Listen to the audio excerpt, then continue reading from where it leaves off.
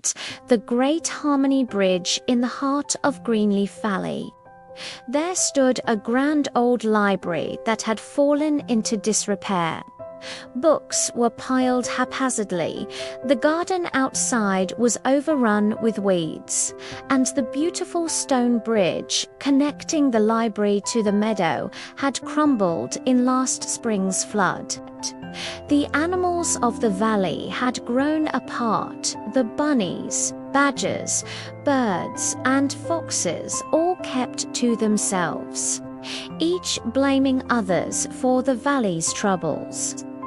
Lila, a quiet fox with observant eyes, loved the library more than anything.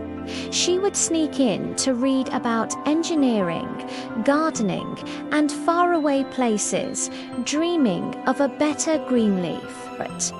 But she rarely spoke up in the monthly Valley Council, where louder animals like Boris the boar and Chatty Chipmunk dominated conversations with arguments.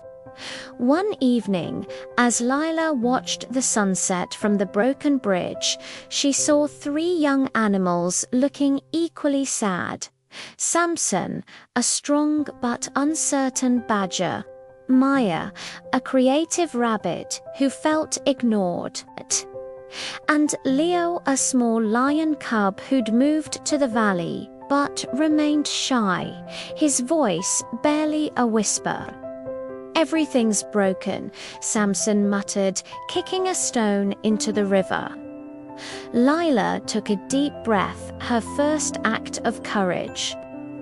"What if," she said softly, "instead of complaining, we fixed it together?" The others looked skeptical.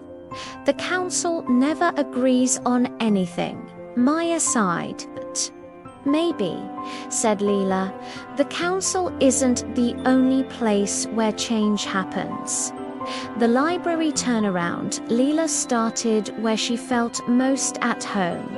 The library, instead of demanding help, she arrived early each morning and quietly organized one shelf at a time. Samson noticed her consistency and began showing up to move heavy books. Maya started creating colorful labels. Leo, who remembered how libraries worked in his old homeland, designed a simple checkout system using pebbles and bowls. When other animals asked what they were doing, Lila said, "We're not in charge, we're just trying something. Want to join?" Soon, squirrels were dusting windowsills. Birds were straightening book spines with their beaks, and even Boris the boar found himself organizing adventure novels. Lila made a progress chart with Maya's artwork, celebrating each section completed. She led by example, and others followed. The garden team with the library taking shape, they turned to the wild garden. Arguments immediately sprouted. "The garden should be all vegetables," said a practical groundhog. "Flowers are important for beauty," insisted a butterfly. "Medicinal herbs first," urged an elder possum. Maya remembered Lila's quiet leadership.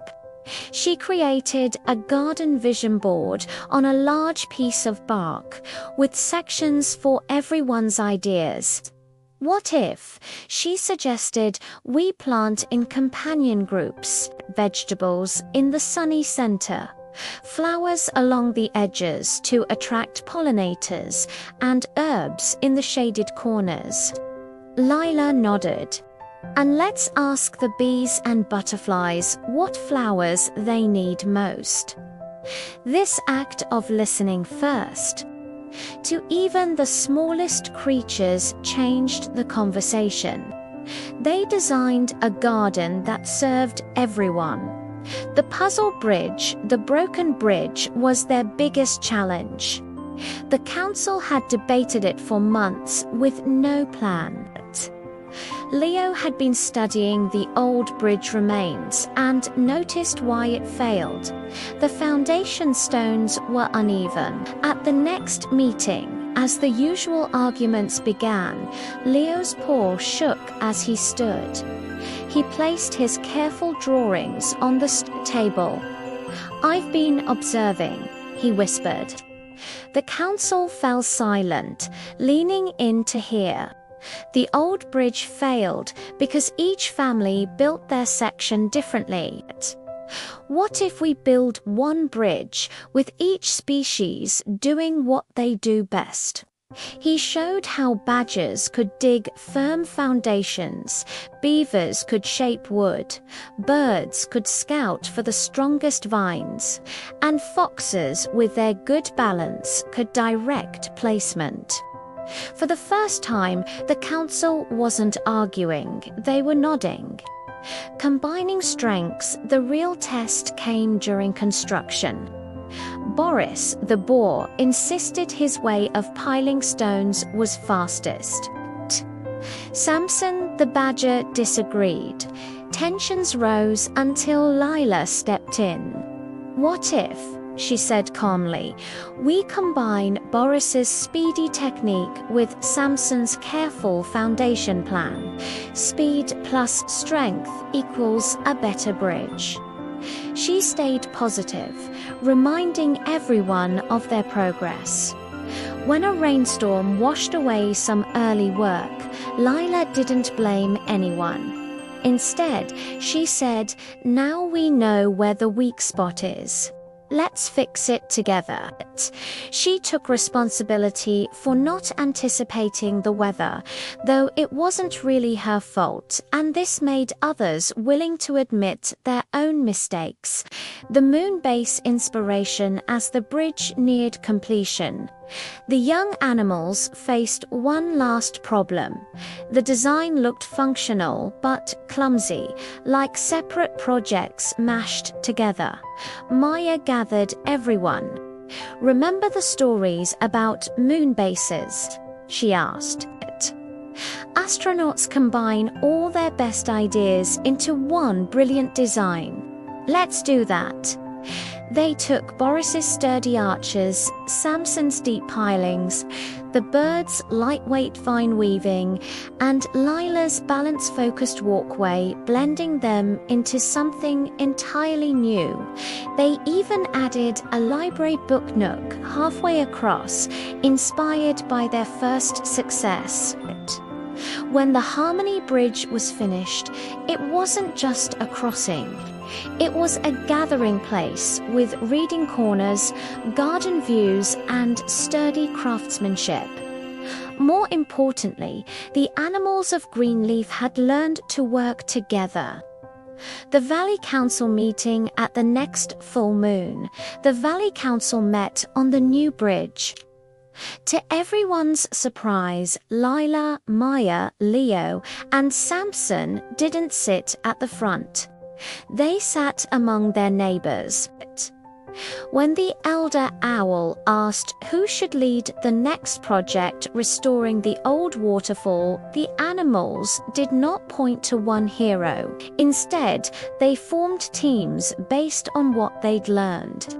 Boris, the boar, said, "I'll organize materials, but I want Maya to help me listen to others' ideas first."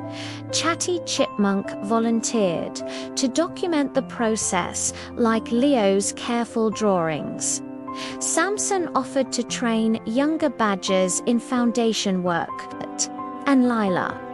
She smiled and said, "I'll make sure everyone's voice is heard," then added with a twinkle in her eye, "And I'll keep reading for new ideas." The shy fox, The creative rabbit, the observant lion, and the strong badger hadn't just fixed a bridge or a library or a garden. They'd woven the 5 threads of true leadership into the fabric of their community: listening, modeling, including, encouraging, and taking responsibility. And Greenleaf Valley learned that leadership is unto a single roar, its many voices blending into one harmonious song, building something stronger together than any could build alone.